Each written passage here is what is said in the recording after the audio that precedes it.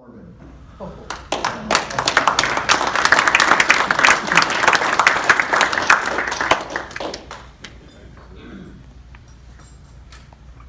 actually, I had 3 pages here to read to you, so when Al found out that I had that, he says, I'm going to take you out the back door and shoot you.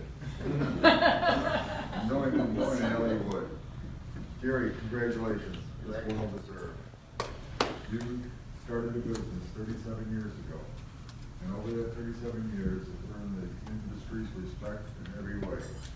On behalf of North American Music staff, GW Distribution staff, the NPTA, and the entire piano industry, thank you for what you've done.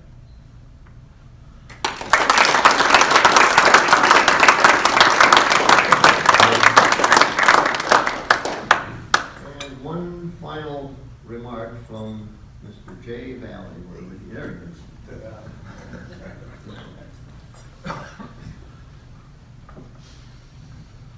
Thank you very much. I feel very privileged to be here to speak about my relationships with Gary and the Galanti family. They go back many, many, many years. I first met Gary over 40 years ago when I went to work for Jim. And Gary was a young fellow with dark hair and a lot of it. And I feel very privileged that I was able to have a long relationship with the Galanti family. The Galanti family has kept a tradition of music alive for over 130 some years.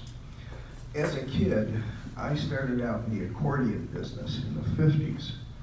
And I used to work and give lessons and sign up kids.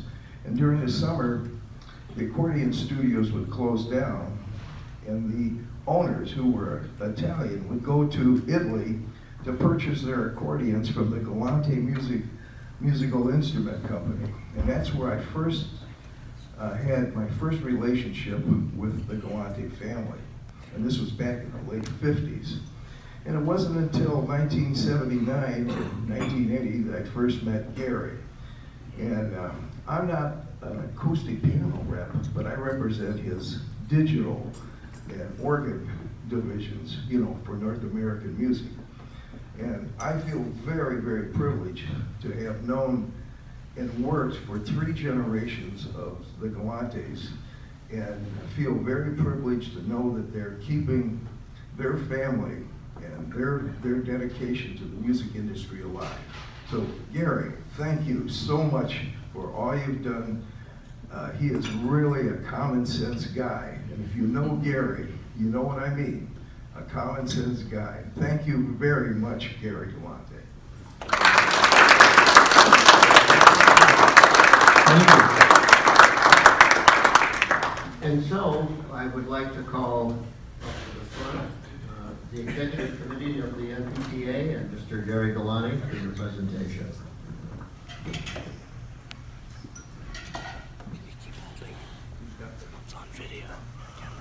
That means you, Laurie. Put it down, whatever. That means you, Bob, Arnold, David.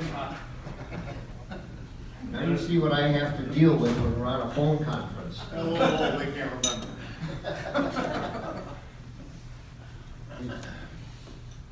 Come on over here, Gary. I've got a short cord. And Music Trace is getting their cameras hot and ready.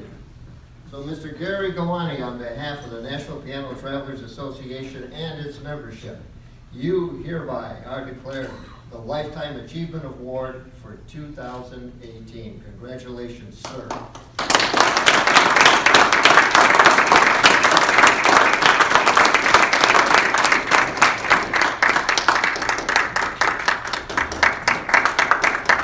Thank you. Kept thinking, how did I get into this business?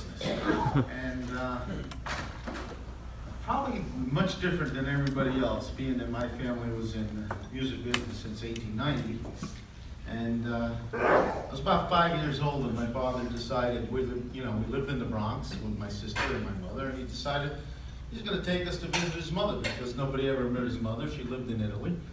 So he gets his big Impala, Chevy Impala, well, we were talking about Chevys, and he loads it on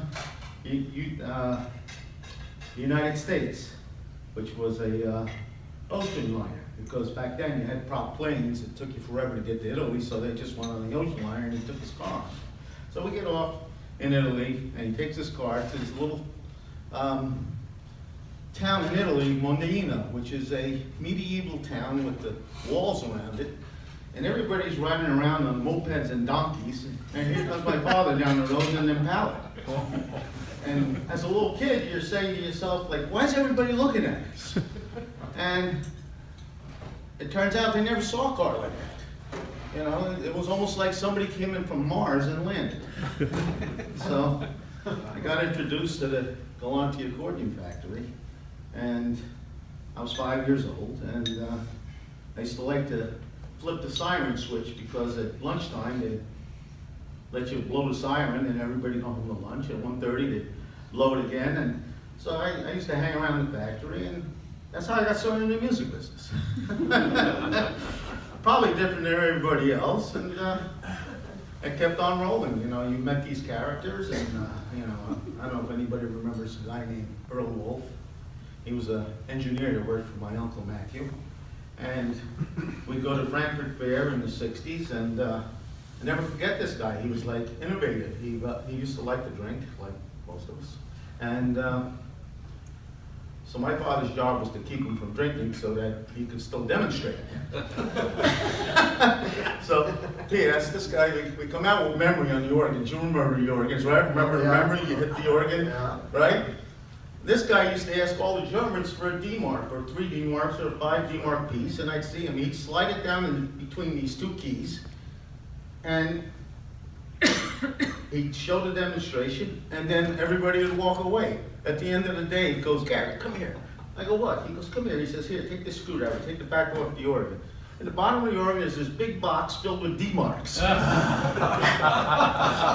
says, what are you gonna do with that? He goes, drinking money. So on it went, you know. And so I ended up, you know, 40, 50 years later, I'm standing here holding this plaque, and I'm saying, I don't know how I got here, but, you know, somehow along the way I got old, and I guess Arnold decided it was my turn. So, anyway, I thank everybody, really. I have a great time here, and I really enjoy doing this, and I enjoy all the guys that work with me, and even the guys that don't work with me. I really do. Thank you.